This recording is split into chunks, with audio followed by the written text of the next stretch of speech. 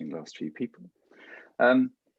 Good, so please do ask questions as we go through if you'd like to. I understand sometimes with a larger group that can be difficult. You could sort of write things up on the chat perhaps if you want to. But otherwise we will absolutely have some time, a good 10, 15 minutes hopefully at the end for us to get into some discussion. So what we wanted to talk to you about today was how to approach an innovative, how to adopt an innovative approach to business in a changing world. We'll explain a little bit more as we go through who we are and why we think we've got some interesting insights to share. So I don't know about you, I've been in the world of innovation actually for all of my career, so I'm very familiar with the word, but I think actually the innovation has been growing as a word used in general business. I did a little search on Google to look at the usage of the word, and as you can see, roughly from the 1960s onwards, it's had a pretty steady increase with quite a kick at the end now. And one thing I'd argue, I suppose, is that the faster the world changes, the more everyone talks about innovation.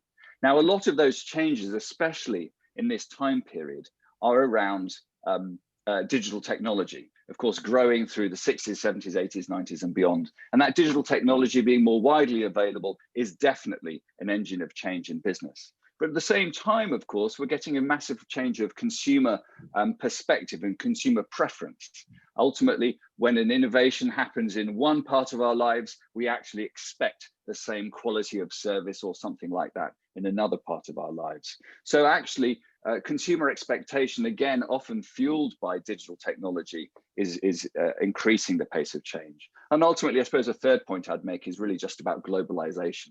The fact that we are a much more interconnected and global world than ever before means that actually an innovation that starts over there carries across the world and impacts business over here.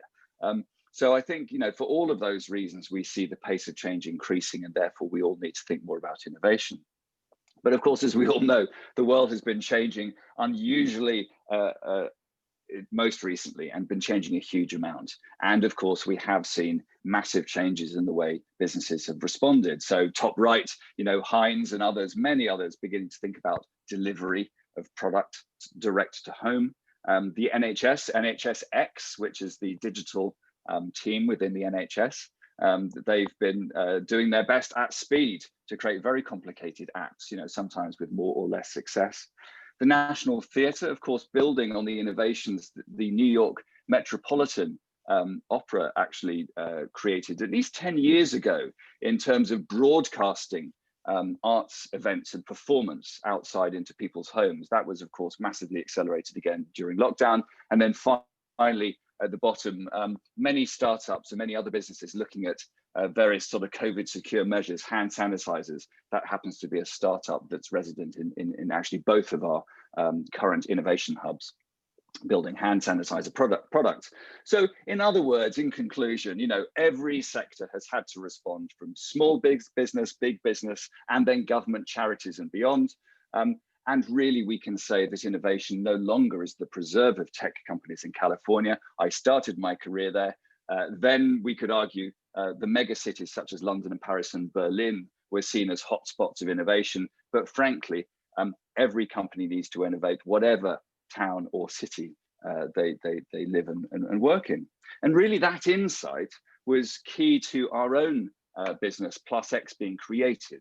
Yes, we can all have consultancies that we rely on in order to teach us about innovation and to help grow our capacity as businesses. We can connect with universities, a really important way to connect with knowledge and sort of innovative ideas and technologies and models that might be rolled out through business.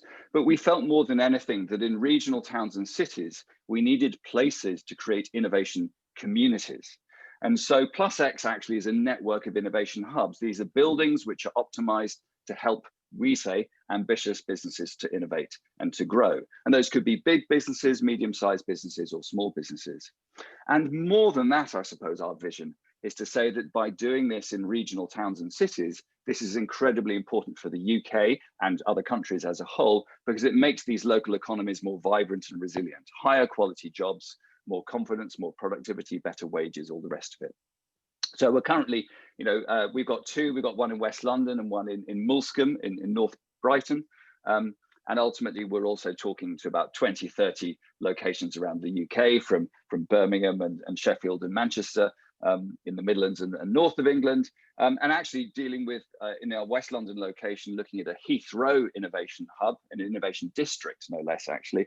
And of course, there are fantastic conversations going on regarding a Crawley innovation hub as well. So I think really good, exciting activity within city leaders and policymakers around the UK in understanding the benefit of this type of approach. So I just wanted to take 2 minutes just to explain a little bit more what we do before we get into the meat of our thoughts around innovation that we wanted to share with you. So the main thing is to say we take actually a sort of real estate-led point of view. The rumours of the death of the office, we believe, are completely overblown. That is not to say we will use office space in the same way we did before. We will all demand much more flexibility, much more dynamism to say, when do we all need to come together and when do we not need to come together? So still for us, fantastic buildings lift the soul, connect people, creates a sense of health and well-being. And so we work with world-class architects to make some amazing buildings where people really feel like they're energized and connected and full of ideas. But that's really only one of 7 things that we look at. The first one there, world-class buildings with world-class connectivity, wide score platinum. As I say, health and well-being, it's incredibly important these days, especially to the younger generation, in attracting new employees who sort of proportionately care more than ever about health and well-being and sort of work-life balance. But as I say, the curated collaboration that we referred to, top right, with small and medium and large businesses. The small businesses, lots of ideas, but lack of ability to scale. Bigger businesses, much more ability to scale, but sometimes struggle with those newer ideas. So we'll talk more about this. How do you sort of foster collaboration between those? We'll talk a little bit more about the role of prototyping labs and technicians in trying stuff out and experimenting. We will talk absolutely just in a moment about our really important partnerships with universities and colleges in terms of sort of knowledge and talent. And of course, really importantly for us, community engagement and inclusion. This is all about providing those jobs and those job opportunities, and especially when we're thinking about innovation and entrepreneurship, something that really only affects, I think, 1 in 10 of the workforce in the UK at the moment. Well, what about the other 9 in 10? How do more people feel like this could be a path from them? But the one I've not spoken about there that's in the center is really important. These innovation support programs, building these communities, but also providing those mentors and those coaches to help build capacity. And so Sam's just going to say a quick introduction to our main program in the Greater Brighton area, which is called Bright.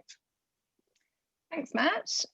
So hello, everyone. It's lovely to see you all this morning, and I recognise quite a few faces. So nice to see you again. So the future is bright. So Bright stands for the Brighton Research Innovation Technology Exchange. It's a scale-up innovation programme that we're running in partnership with the University of Brighton, which happen to be our next door neighbours at +X Brighton Innovation Hub. So it's a 10.5 million growth and innovation grant from the European Regional Development Fund. So it's a really chunky project, expanding over 3 years, and will support at least 115 businesses on this programme, and I imagine many, many more as well. So it'd be interesting to see kind of the results of this programme once we get to the end of that 3 years. It includes lots and huge range of support. So we've got everything from innovation coaching, we talk about open innovation and partnerships, we talk about university expertise and research and how businesses can tap into that, because we know from speaking to businesses it's something they're really interested in, but it's how do, you know, I speak to a university, how do I get in touch with an academic to talk about this AI component in my business, and won't there be loads of paperwork? So Bright is really there to help businesses to access that expertise and research, but also provide a whole kind of tailored approach to helping businesses scale in the region, because that's something that we know is a huge challenge, especially for Brighton and the wider Sussex area, the coast capital region, is helping businesses get to the point where they can scale up, because they usually hit a ceiling. So we provide a tailored support programme that can help businesses grow in a way that's right for them, and also time, because we know that innovation programs in general can be quite time consuming. Accelerator programs, I used to work on the NatWest program as well, which is a local program. So we've really tried to take all that feedback and make an innovation program that works for scale-ups. So moving on, I jumped ahead a little bit there. So yeah, I'm Sam. I'm the program manager for +X Brighton. We also have program manager up in our Hayes as well, and a program director, Toby. But yeah, I'll be talking to you today alongside Matt about innovation mindset. And my name is Matt Hunter. I'm the co-chief executive of +X. My background, as I said earlier, very much about innovation. So I started in Silicon Valley in the mid-90s, consulting ultimately around the world in terms of big business and small business innovating with technology, and then spent 5 years as chief design officer in the Design Council, both helping central government to innovate, as well as charities and non-profits trying to maximize innovation, I suppose, within the context of social impact. And then for about 5 years now, we've been building up through our West London facility this new business called +X, which we believe it has got a scalable model, as we say, so we can begin to make tens of these hubs around the UK. So on the topic of innovation, we want to talk to you about the innovator's mindset. So let me explain a little bit more why we think that's important. So I'm sure many of you know there are many sort of toolkits out there to help you think about innovation. Some of them, of course, focused on technology, like NASA's technology readiness levels, TRLs. Or, of course, the software world gave us Agile and Scrum, ways to be more time efficient, really, more productive in the way that we create software, compared with a technique called waterfall planning.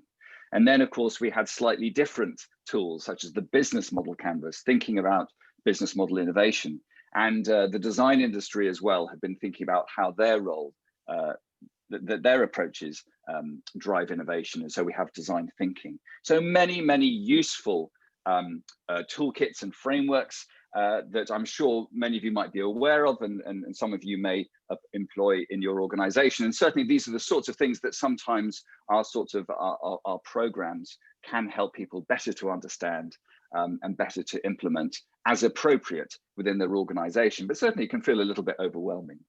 But behind all of these toolkits, we believe ultimately are behaviors and attitudes. Let me make an analogy. We all know, I think, from reading the news, that the process recently by which many vaccines have been created has been remarkable. That what they said is that what might take a decade has taken a year. Now, clearly, at times, there can be a certain amount of luck involved there. Certainly, there is some new technology in terms of messenger RNA technologies. But I think more than anything, what we could probably agree is that the process by which we might create and then test and validate these vaccines for their safety and efficacy, stage 1, 2, 3, and 4 trials, has been a standardized process of medical research and testing. But the way in which these regulators and others have acted has been more agile, more urgent than ever before. So in other words, same process as before, but actually their attitude has been one of slightly balancing risk differently and therefore creating a huge amount more speed. So I think hopefully that sort of, gives you an indication that we think the mindset, the behaviors that are beneath all of these toolkits is important as anything else. So we want to talk to you about the innovator's mindset. We believe there are sort of 5 important things for everyone to know. We'll take you through those 5. We want to introduce each one. We'll give you a case study to give you an example of this sort of mindset in practice. And then we'll suggest to you ways in which you can begin to grow or further embed this behavior, this mindset within your organization. And also, of course, we'll explain a little bit more how programs such as Bright offer support in that regard as well. So hopefully a pretty straightforward structure to take each one of these and really try and make them relevant and actionable to your organizations. So Sam is going to kick off with Optimize for Learning. Great, thanks, Matt. So yeah, first on the innovator's mindset is Optimize for Learning.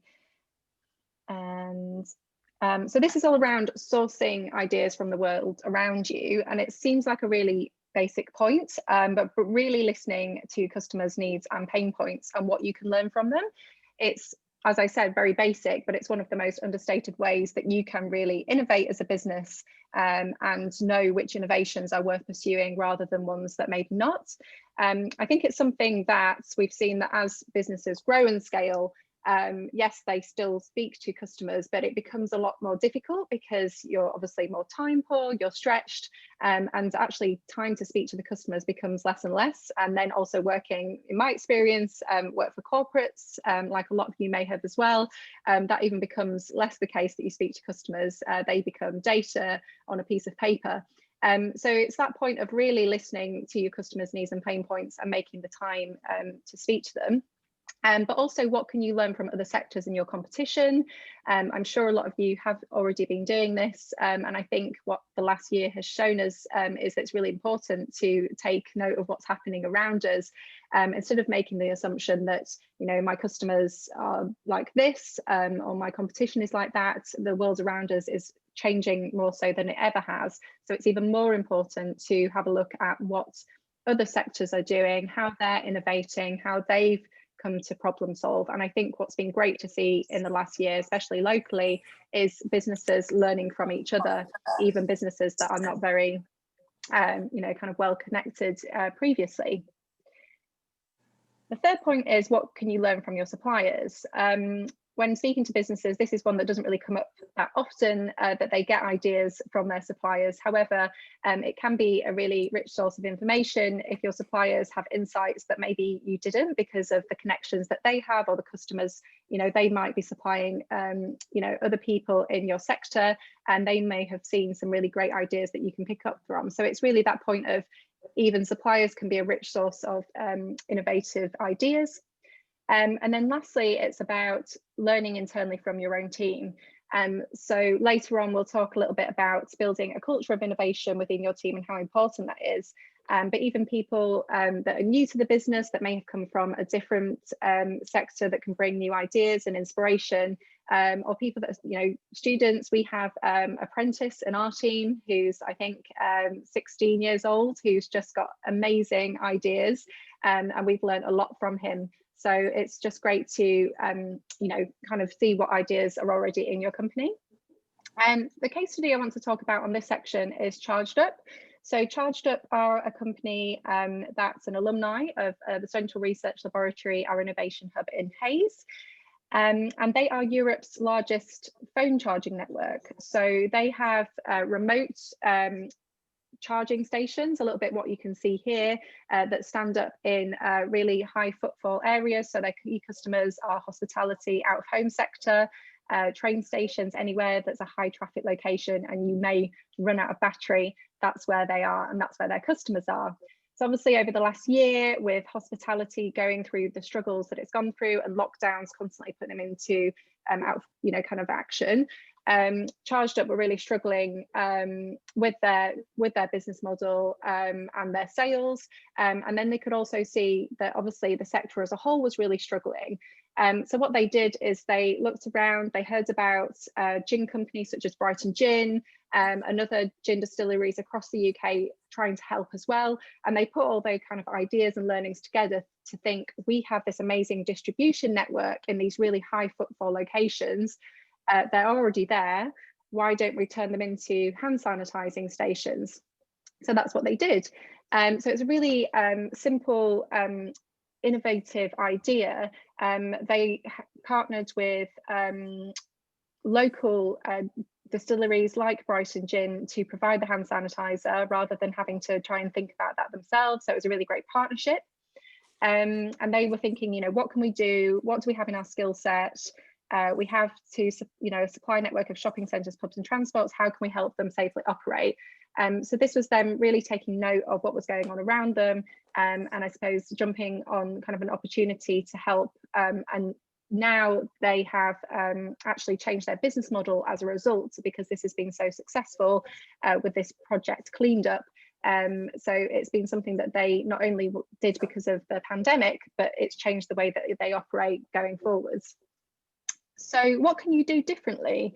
going forwards? Well, firstly, you could reflect on where you source the majority of your ideas from. You might be quite surprised if you reflect on actually where, if you do have innovative ideas of how to change your business, are they coming mainly from internally in your team? Or maybe, they're coming mainly from customers because you spend a lot of time with customers. But are there ways you could have more meaningful conversations with customers, especially at the moment, like we can't meet up face to face, but are there opportunities for you to have a proper coffee and a Zoom chat with a customer and find out that kind of really deep insight into what their needs are and how their needs may have changed? There might also be opportunities for you to integrate more sharing with your team, ideas, what they've seen, insights into what other sectors are doing, what other companies are doing, even in like retail or something that they've seen, kind of when they've been, kind of looking around on the internet, and just an opportunity for, to share ideas with the team. And then in terms of +X and how we help in this area, so only a couple of weeks ago, we had a large utility company come in, and we were helping with just this topic around sourcing ideas. So it was all about where they're sourcing their ideas from and creating a funnel and a pipeline. And they were trying to, their objective is to try and change the culture inside the organization to be more innovative. So yeah, if that's something that you would, be interested in, then feel free to have a chat with us about that. Great. So number 2, question everything. Now this sounds rather extreme, doesn't it? But let me explain what we mean by that. So I think one point that people often make is that startups disrupt because they do manage to challenge every assumption. Indeed, academics more recently, we're trying to determine whether these programs such as accelerator programs, which are just sort of very intensive forms of incubator programs for startups, how they work is often by almost bombarding these new business founders with so many bits of data that the business founder almost rethinks every aspect of the business, their whole strategy basically. And so not all of us are startups though, but still this point of challenging many things is important. So yes, of course, we often have to think about enabling technologies. Are we effectively using the latest technologies, or at least the most widely available latest technologies within our business? Or are we do we have some inertia because we've got sort of established technologies within our business? That of course is a risk. If we feel we've got inertia, do we really, can we do more to make the most of these latest technologies? Better customer experiences, always incredibly important. I mean, as Sam was saying, with customer needs, ultimately, of course, that's really the way in which so often we think innovations are driven, because people are trying to do that. But the most important thing for this slide really is the last one, novel business models. These are probably the hardest things for us to change. How we structure our organizations, how we think about our pricing, how we even think about the way in which money is transacted. I think all of us are familiar these days with more and more software as a service. So software used to be bundled in it with a DVD, and now of course software is a monthly subscription, many more monthly subscriptions than ever before, I think. So I think many more products are turned into services. Uber is a great example, but therefore also not even having employees, right? Or having surge pricing. So there's an awful lot more business model innovation around that many people recognize. It's not just about technology, but the crunchy bit, the difficult bit, is that actually changing your business model is quite a painful thing to do. But again, is it necessary for someone not to disrupt you? So let me give you a case study of how business models can also build on technology innovation. So here's Aceleron. Aceleron is a great company that we've supported over the past 5 years, actually, in our West London hub. Now they're mostly based in Birmingham for funding reasons, but actually they've got some team down here in the greater Brighton area. Carlton on the left and Amrit on the right. They had an insight that was around, let's say, electric vehicle batteries. It could be any lithium-ion batteries. They're made up of these small cells. You can see those little stacks, a bit like AA cells, but they're just a bit bigger. So let's imagine an electric car has got thousands of these things built into modules. And over time, these batteries begin to degrade. They don't hold as much charge as before. I think we're familiar with that with our mobile phones. But these batteries are welded together. They are literally welded together. So if you've got a failing battery pack, there's not much you can do. Yes, you can rip it apart, but I don't know whether you know, that's one of the most dangerous things you can do. Lithium-ion batteries are very energy intensive. They can explode. So basically, this is not a very serviceable battery. So their simple insight was to make a more serviceable battery by assembling these battery modules just in a sort of a clamp and stick some control electronics on it. So then we might argue that thing on the left is one of the most serviceable batteries that exists. So from a circular economy point of view, that's great. That battery will last longer. We could replace individual subcells that have broken down, perhaps, you know, poorly manufactured. This is going to be much more environmentally sustainable, and economically, this will be a total cost of ownership, be a less expensive battery. But what they realized is that while they could sell it as a product, actually, the more powerful thing was to sell energy storage as a service. In other words, if this is a very serviceable battery, why not sell it to intermediaries who want to sell energy storage services? The analogy is really that Rolls-Royce aero engines, I don't know whether you know, for many, many years have actually not sold the engine. They have, of course, merely sort of made the engine available, because all I want is thrust. All these people want, you know, if I'm an airline, right? I want thrust on my aircraft. All these people want is energy storage. And as we know from the growth of car clubs, all people really want is to get around in a private car. They don't actually necessarily want to own a car and service a car. So this idea of energy storage as a service is incredibly powerful. And what this means is a better customer experience, as we said, lower cost of ownership, a more reliable energy storage. And now as a business, they offer both. They offer the battery as a product and they offer the battery as a service. And this just further de-risks the business in terms of finding opportunities, both in developed economies as well as developing economies, where they're looking for sort of lead acid battery replacements. So what can you do differently? Well, I think the key thing is to ask, you know, who is disrupting you? Who is reconsidering the business model? Many of you will know the story of Blockbuster, the video chain, which is a physical shop with first VHS cassettes and then DVD discs. And of course, Netflix started off, some of you will know, not with a digital sort of online system, but actually by posting you a DVD. And you would make a bit of a wish list, and then on a monthly basis, they would post you these DVDs, and then you'd post them back. So it started off in a very, very simple sort of service model, where it was much more convenient for me to get my movies than going down to a Blockbuster shop. Now, of course, eventually they use better technology to make it happen online completely. But really, to begin with, Netflix was really trying to find more convenience, more consumer centricity by using, you know, the mail system. So also, you might say, rather than looking to what I should say about the Netflix versus Blockbuster is the typical thing. It's called the innovator's dilemma, argued by a guy called Clayton Christensen, is that established businesses look at these small businesses like Netflix, which is where they start out, and go, that's a bit weird and that's a bit small, that won't be a problem for me. So the main thing is the Netflix to your Blockbuster is someone who is probably pretty small and pretty weird, and you probably discount them because you don't think they could ever grow.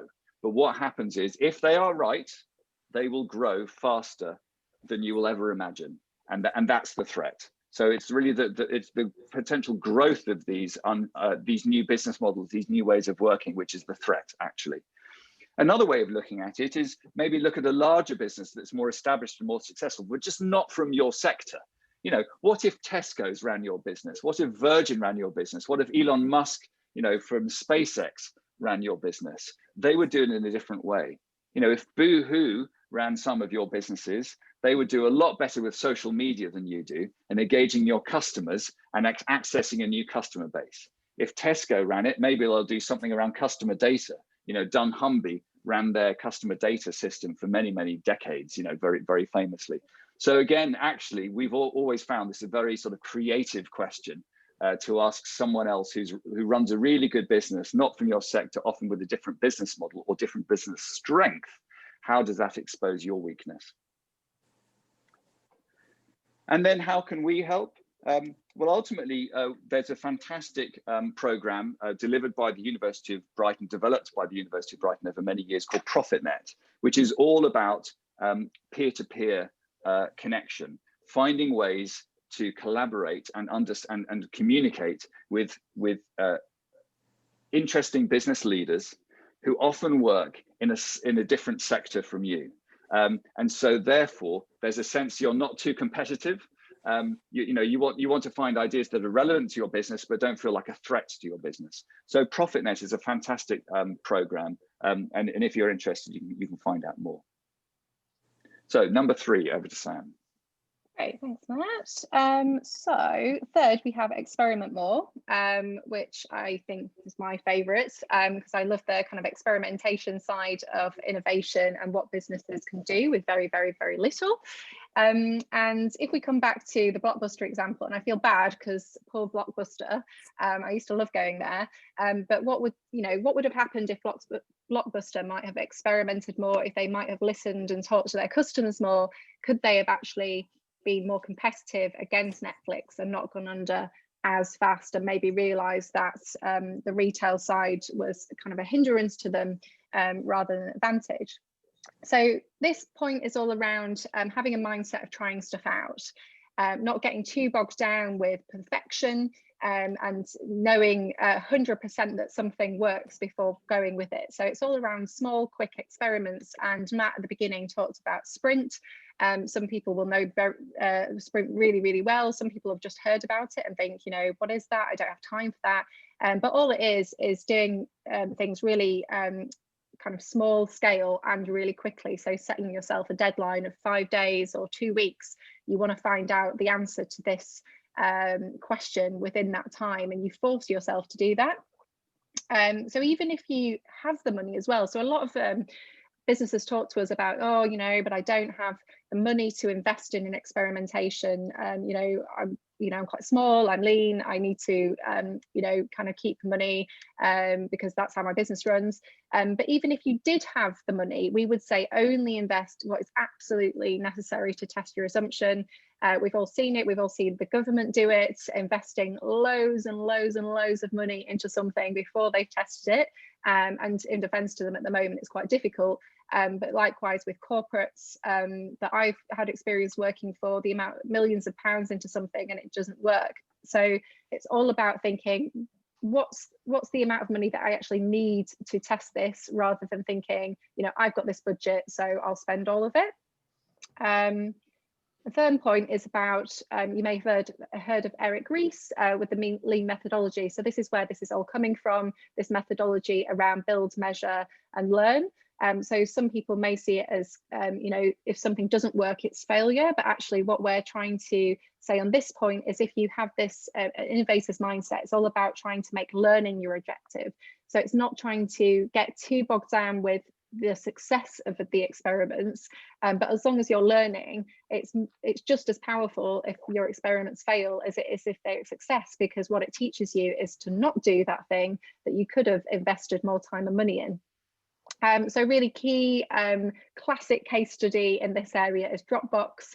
Dropbox, as you may know, is cloud storage file sharing solution. There's lots of them around, but back in the day, this was quite kind of a novel concept where cloud was still something that people were a bit unsure about. But what Dropbox did quite famously is they created a video explainer. So they created this video and explained how Dropbox would work, and they used like lots of different analogies in this video to make it as simple. So even if somebody had no idea what cloud computing was, they could easily understand the concept behind Dropbox. So they tested this video with prospective customers, they gained feedback, and more importantly, they gained interest and beta signups. So a huge list of signups, which actually equated to them raising 48 million, which they then had plenty of money to develop the software and hire the best developers to create the solution. But the explainer video in itself wasn't the thing that they came up with first. They had lots of tinier videos that they were experimenting with and seeing which one stuck. So this point really is all about, you don't need to necessarily build a prototype. You don't even need to build a website sometimes. A lot of businesses we speak to, and you know, they'll have a new idea and it'll be like, right, I need to create a website, but no, maybe you could create a video, maybe you could create a prototype, you know, out of you know, kind of basic materials, cardboard first. I had a few businesses that I worked with when I was at the NatWest Accelerator, product-based businesses, where they went out and put their product on the shelves of the supermarket, and when people went past, they asked them, you know, what do you think of this product? You know, would you pick it out against these? And I thought that was quite, again, a clever way of doing something, even though the supermarkets might not be too happy. So what can you do differently? So what could you experiment with in, you know, even just one day that would prove an idea is worth pursuing? So if you could set yourself kind of the challenge of, you know, you don't want to spend too much time on this, but how could you test an assumption out just within kind of a conversation with a customer, using something really simple that would just prove or disprove your assumption to a point where you felt like investing more money and time into it. A really good exercise is to list out all the key assumptions you're making. So if you have a new idea about improving an existing product or service, or a new product altogether, what are the key assumptions you're making about your customers, their likes and dislikes, their pain points? Sort them in the order of the risk to the business. So if you got that assumption wrong, that would be game over. And that's the assumption that you need to test first, and that's where you need to spend your time. And before investing in an idea up front, think about creative, low-cost ways to test demand. So like the explainer video, and are there people within your network or in networks such as, you know, +X, innovation hubs, where people will just do this sort of thing for you for free, or kind of a contra deal where you're doing something for them. So it doesn't always have to involve an investment of money to test out an idea. So how can +X help, especially if you're a product-based business? We have a lovely picture here on the left of our workshop, which, as Matt said, our prototyping workshops are kind of key to our formula. We have lots of machinery, but more importantly, we have the expertise there, people that can talk to you about how you can test things out in a really low-cost way. So, you know, even if you're not a member of ours, we're always happy to speak to businesses about new ways of doing things. Great, thanks, Sam. So number 4, collaborate openly.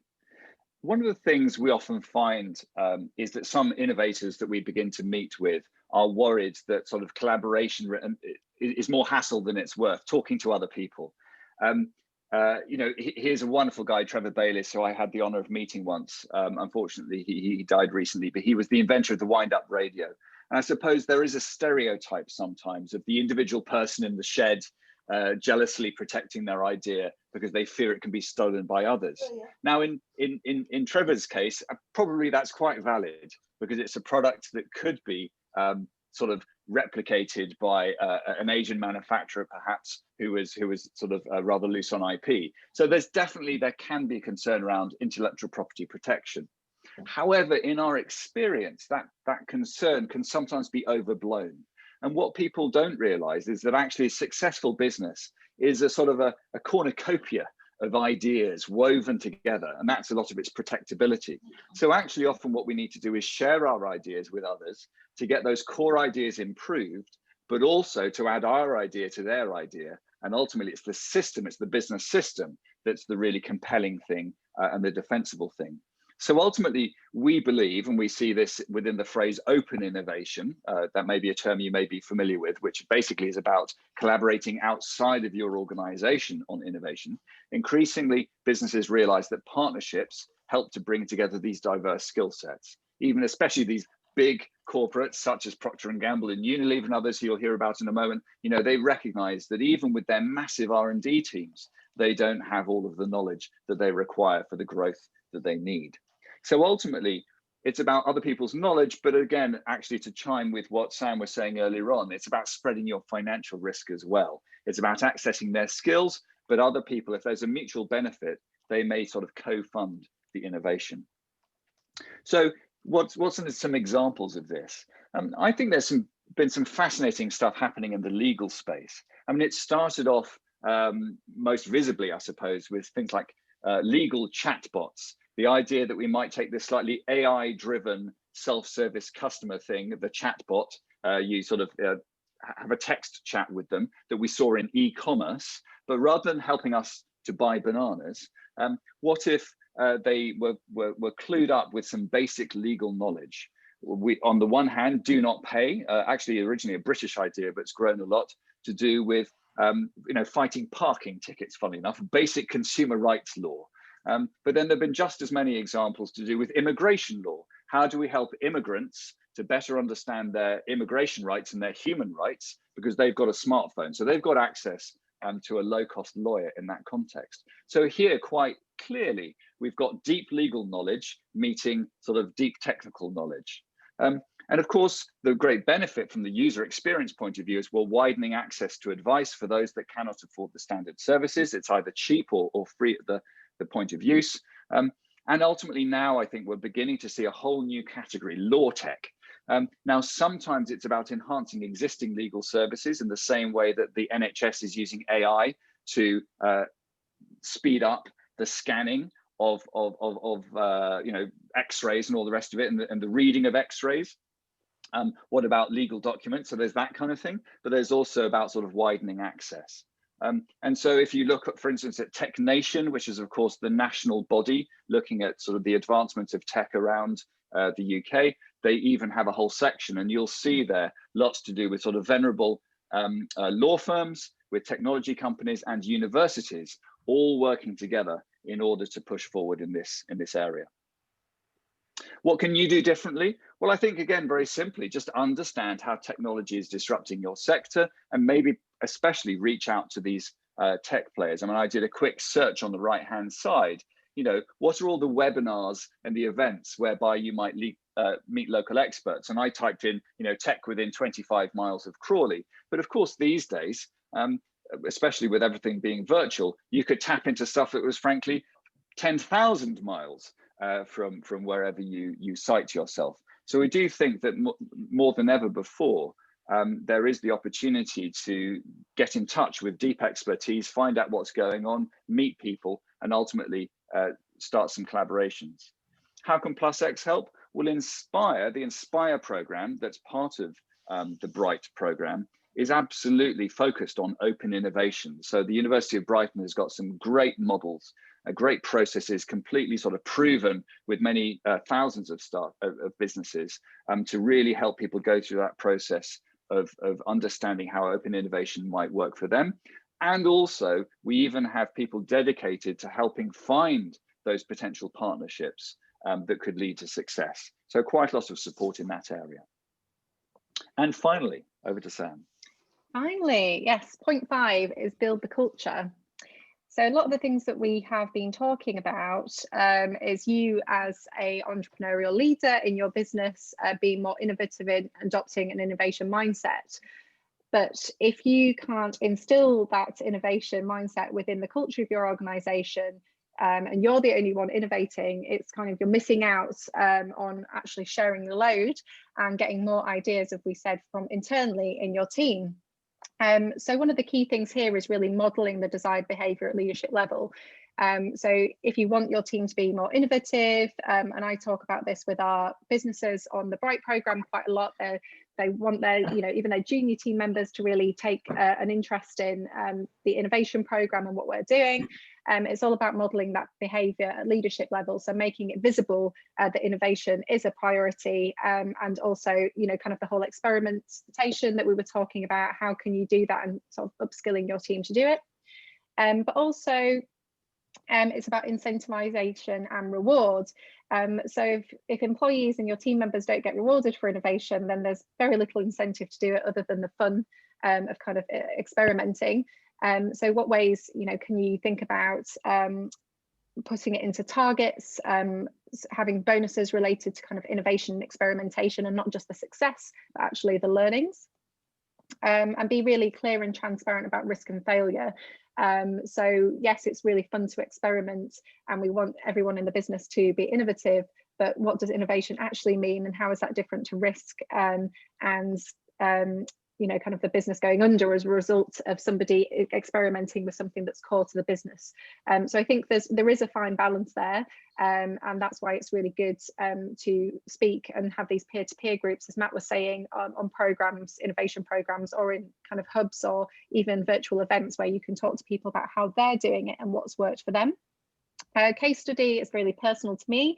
When I worked at Unilever, they did a really great job in the UK business of decentralizing innovation, because as an innovation program manager such as myself, you know, people will think, oh, you do innovation, but actually what they did was they helped everybody in the business feel like innovation was part of their role, because they introduced it in our business objectives. So everyone's objective had an innovation objective within them, which really helped everyone to think, right, how, even if I work in, you know, accountancy, or I'm a products manager, or I work in admin, how can I be more innovative? And reframing failure as experimentation. So I think the language which we use with your team is really important, that you have like a no blame culture, so people don't feel scared of experimenting. And again, it comes back to that kind of transparency of what would be deemed a failure and what would be deemed learning. And then really about leadership and the vision. So in your vision, do you share your vision with your team, and does innovation come into your vision? Unilever, their vision at the time when I worked there was be the first. So they didn't really care about competitors copying them or anything. As long as we were the first, that was the most important, to do something. And that was for them. So you will probably have a different concept of innovation and what that means for your business, but are you translating that to your company and your team? What can you do differently? So empowering your team to experiment and innovate no matter what their role.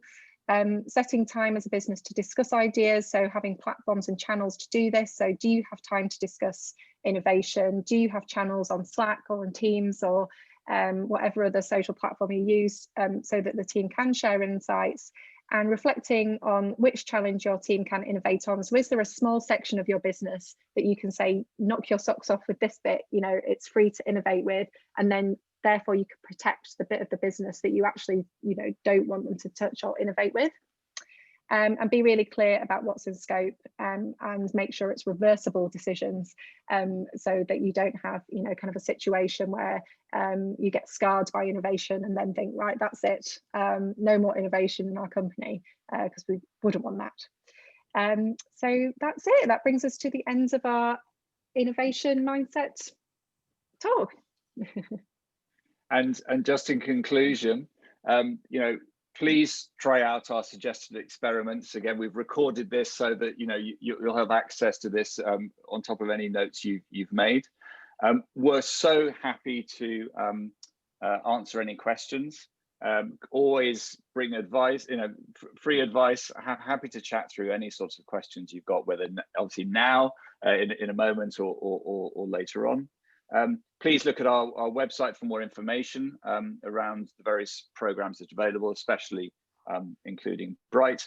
And even though it's not exactly easy to do at the moment, but we would hope very soon, please do come for a trial day. As we've tried to say all the way through, because this is about sort of values and behaviors, we believe very much in a sort of community. It's about sort of meeting like-minded people, finding a place to connect with other innovators, with the university academics, and really join and essentially just sort of seeing what it feels like, because really what we've found actually always, and especially through the last 12 months, that actually the psychological support to give us all the confidence and the courage to sort of keep going, the grit to keep going, is incredibly important, especially within the context of innovation. And ultimately, this is one of the benefits that sort of communities and hubs create.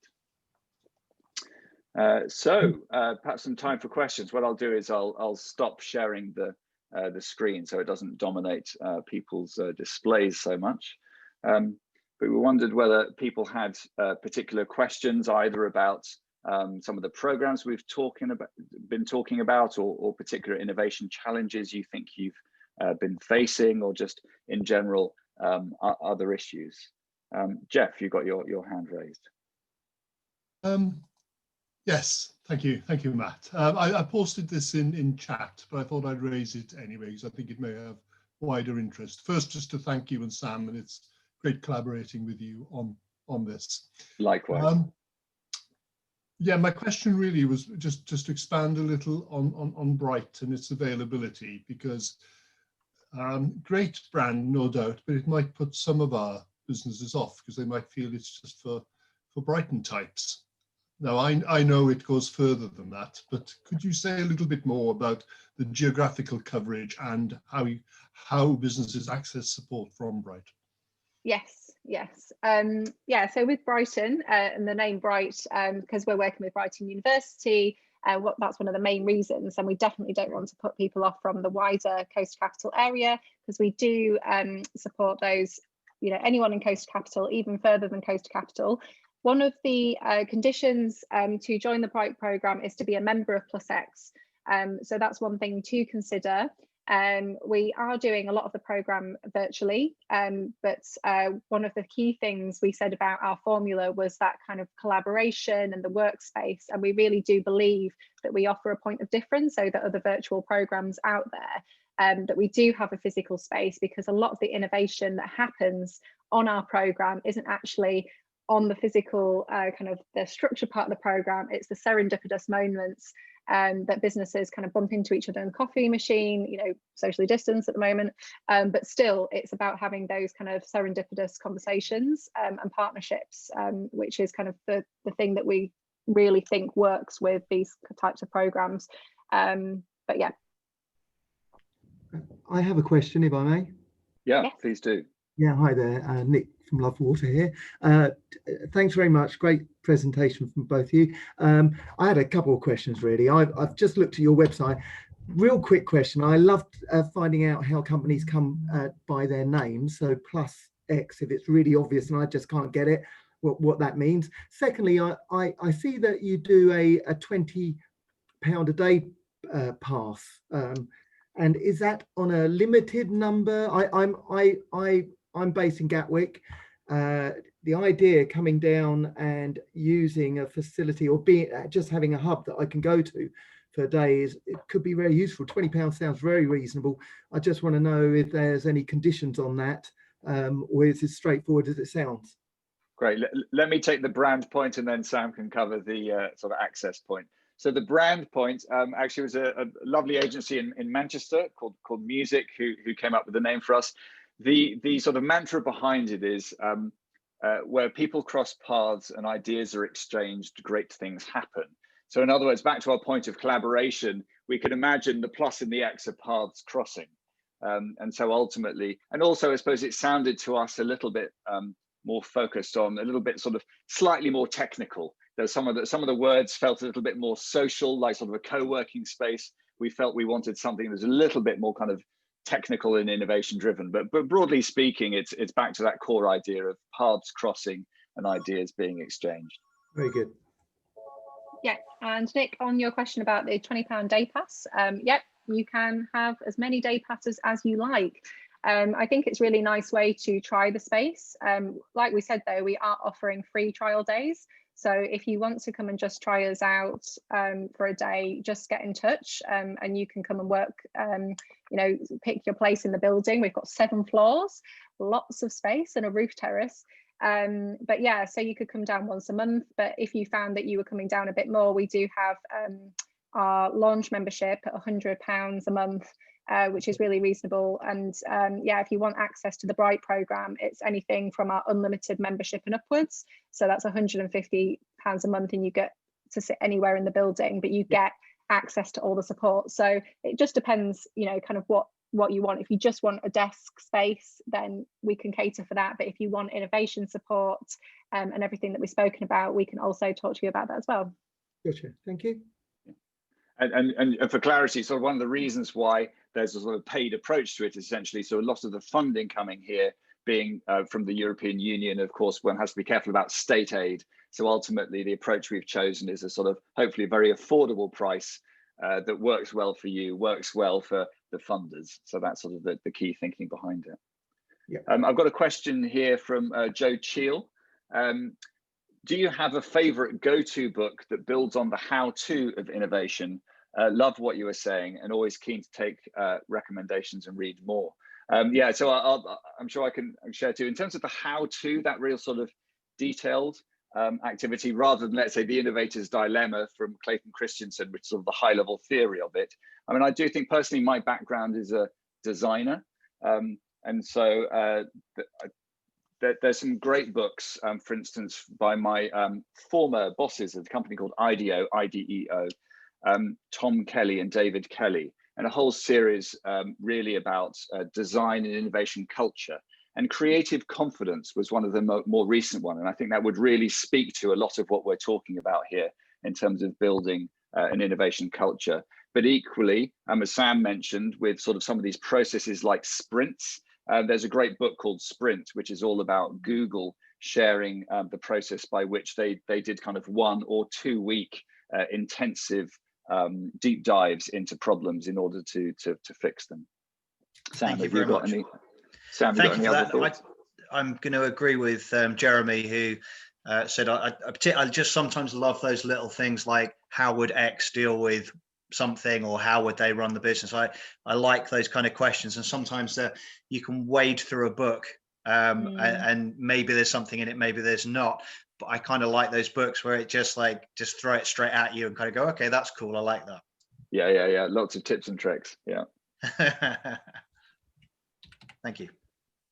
Great. Well, we're 2 minutes to the end here. So unless are there any final questions to squeeze in, unless Sam wants to squeeze in another book recommendation? Having a small child around has meant I've not been able to do as much reading. But yeah, classics are the Lean Startup, Business Model Canvas. I enjoy looking at different business models, and can't beat a YouTube video summary of a book either, I think. As you were saying, Joe, it's about taking the key things, isn't it? So yeah, I do enjoy, you know, kind of having a look at the video explainers of some of these things rather than reading the book sometimes. You do realize that having a small child around could actually be the perfect title of a book about creativity and innovation. I know, maybe it's one I need to write. Great. Well, thank you all very much for joining us. Thank you, of course, to Jeff, Mandy, Sally, and the Gatwick Diamond Business team for this great sort of collaboration opportunity. Great to work with you guys. As we say, please do come and connect with us in whatever way you can. Our doors are always open, as the point I made earlier on about wanting to make this as sort of available as possible, inclusive as possible. We'd just love to help in any way we can. Great. Yeah, hopefully see you all Thank soon. you. Thank you. Thanks, Matt. Thanks, Sam. That's great. Thank you. Bye. Thanks very much. Bye-bye. Bye.